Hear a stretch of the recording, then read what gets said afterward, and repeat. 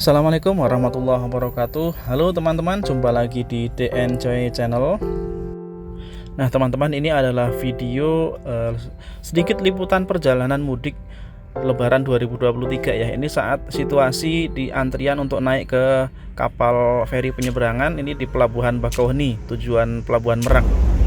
Dan ini saat di atas kapal ekspres namanya KMP Sebuku. Untuk antrian naik ke kapalnya termasuk sangat kondusif teman-teman. Saat naiknya tidak terlalu antri ya, artinya perjalanannya alhamdulillah lancar.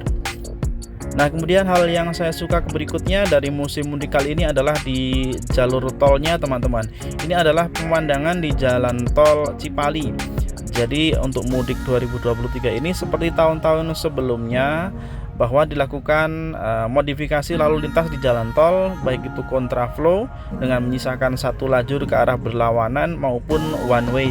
Nah dan saat ini di video kali ini saat situasi sedang diberlakukan one way teman-teman. Ini dari arah Cikampek menuju ke arah Cirebon, menuju ke arah Semarang ini teman-teman. Ini kondisi pagi hari jam 6:09 di tanggal 19 April 2023 atau di hari Rabu pagi ya. Situasinya seperti ini, sangat lancar, kendaraan bisa dipacu dengan kecepatan normal maksimal ya. Ini saya sedang berada di lajur kanan jalan tol nih, atau di lajur B ya. Sedangkan di lajur normalnya di sebelah kiri itu juga terpantau lancar teman-teman. Jadi ruas jalan yang saya lalui ini adalah ruas yang seharusnya arahnya ke sini ya, ke belakang, namun diberlakukan one way sehingga menuju ke arah sana, ke depan sana, ke arah Semarang teman-teman. Nah dalam kondisi pemberlakuan lalu lintas di jalan tol secara one way ini teman-teman, mungkin timbul pertanyaan ya. Nah nanti saat kita mau keluar tol, exit tolnya bagaimana gitu, gerbang tolnya ya.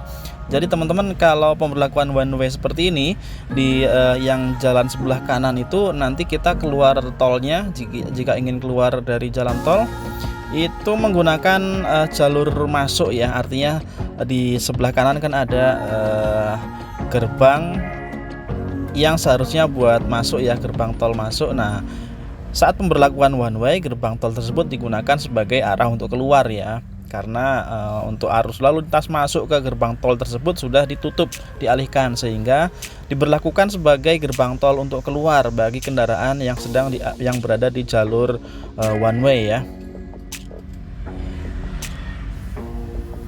Dan di sana nanti juga ada tol kitnya, ada gerbang tolnya, dan ada petugas yang standby teman-teman untuk mengatur masalah pembayarannya di gerbang tolnya saat kita keluar dari tol tersebut. Kemudian mungkin tips buat teman-teman yang melakukan mudik menggunakan kendaraan seperti ini, terutama saat di bulan puasa ya. Jangan lupa teman-teman siapkan dulu makanan, terutama makanan buat jika melewati waktu-waktu sahur ya atau berbuka. Siapkan aja makanan, mungkin bisa disiapkan dari rumah, dibungkus itu ya, atau dimasukkan ke dalam box-box makanan, sehingga saat memasuki waktu berbuka maupun waktu sahur kita sudah tidak usah mencari lagi rumah makan ya. Karena namanya di perjalanan seperti ini kan kita tidak bisa memastikan bahwa pas maghrib nanti bakal bisa dapet rest area, bakal bisa dapat tempat makan, atau pas maghrib bisa dapat pas sahur ya, bisa dapat tempat istirahat dan rumah makan kan. Kita tidak bisa memastikan seperti itu teman-teman. Makanya alangkah lebih baik jika untuk makanan disiapkan dari rumah ya, sehingga saat akan berbuka maupun akan sahur bisa dilakukan di mobil, bahkan sambil jalan ya, terutama untuk selain driver tetap bisa berbuka, makan sambil jalan. Namun jika pas bisa mengatur waktunya, pas jam-jam tersebut bisa masuk ke rest area ya, itu lebih bagus, dan kita tinggal beristirahat sambil makan. Dan mungkin untuk kondisi jalan tol Cipali ini teman-teman, sedikit sharing dari saya yang saya alami tentang kondisi aspalnya nih teman-teman.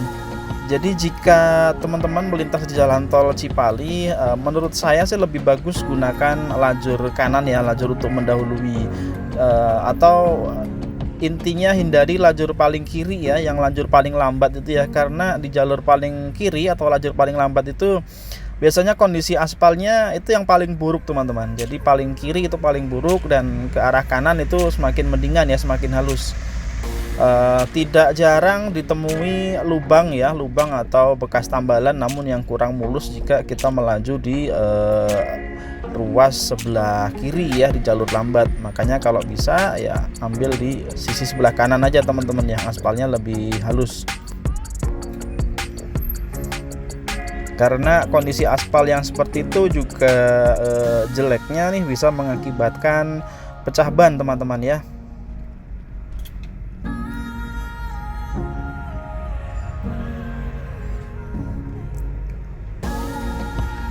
Seperti inilah teman-teman kondisi lalu lintas saat mudik lebaran 1444 Hijriah di saat diberlakukan sistem one way ya.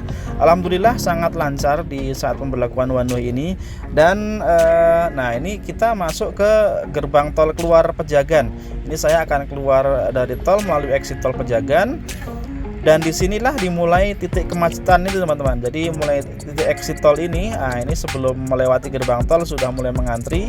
Dan nanti saat masuk ke jalan arteri kemacetannya semakin parah ya. Di daerah Pejagan itu, di daerah Kabupaten Brebes, nanti daerah Larangan ya, kemudian daerah Tonjong ya. Nah itu kemacetannya lumayan panjang. Mungkin teman-teman yang familiar dengan jalan itu ada pengalaman ya tentang kondisi jalannya dan kondisi lalu lintasnya. Untuk kondisi jalannya sekarang sudah diperbaiki, yang sebelumnya rusak parah, bolong-bolong. Nah musim lebaran ini sudah tidak ada jalan yang berlubang lagi di ruas jalan daerah Songgom, kemudian Ketanggungan dan juga Larangan Kabupaten Brebes ini teman-teman. Hanya kondisi permukaannya memang kasar ya, karena sebagian besar berupa cor beton yang kasar. Nanti saya tampilkan videonya saat melintas di daerah Jalan Raya Songgom, Larangan dan Ketanggungan daerah Kabupaten Brebes ya. Itu adalah jalur utama jika teman-teman ingin melintas dari exit tol Pejagan menuju ke arah daerah Purwokerto, Aji Barang, Wangon dan Cilacap serta daerah Kebumen ya, karena akses terdekat dari Jakarta adalah lewat tol Cipali, kemudian turun di daerah Brebes ya, atau bisa melewati Slawi sebetulnya sebagai alternatif. Jadi bisa dibilang perjalanan untuk jalur non tolnya masih panjang teman-teman, untuk saudara-saudara kita pengguna kendaraan roda 4 yang ingin menuju ke arah Jawa Tengah bagian tengah dan selatan ya, mulai dari Banyumas, Kebumen, Cilacap dan juga Purworejo yang sebelah barat ya, Banjarnegara, Purbalingga. Nah itu jika mau menggunakan tol yang paling jauh melewati tol Semarang keluar di Bawen, itu hitungannya mereka muter terlalu jauh ke timur dan harus balik lagi ke barat, tentunya tidak efisien baik dari segi biaya tentunya dan juga waktunya sebetulnya jadi terbuang juga karena terlalu jauh ke timur. Sementara jika melewati jalan arteri ya jadi lumayan panjang arterinya setelah lepas dari exit tol Pejagan maupun exit tol di Tegal melewati Slawi ya. Mudah-mudahan bisa segera dibangun untuk tol. Mungkin yang pertama setelah tol Solo Jogja untuk Jawa Tengah bagian selatan bakal ada tol Cilacap ke Gedebage Cilenyi ya, Getaji, Gedebage, Tasik, Cilacap ya, dan nantinya akan terhubung ke Jogja.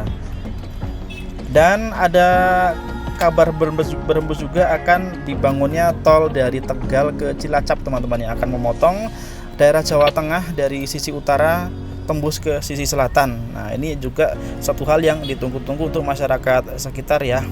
Oke, itu dulu liputan perjalanan mudik kali ini. Ini sampai di exit tol Pejagan. Nanti mudah-mudahan bisa saya sambung lagi untuk etape berikutnya. Terima kasih. Assalamualaikum warahmatullahi wabarakatuh.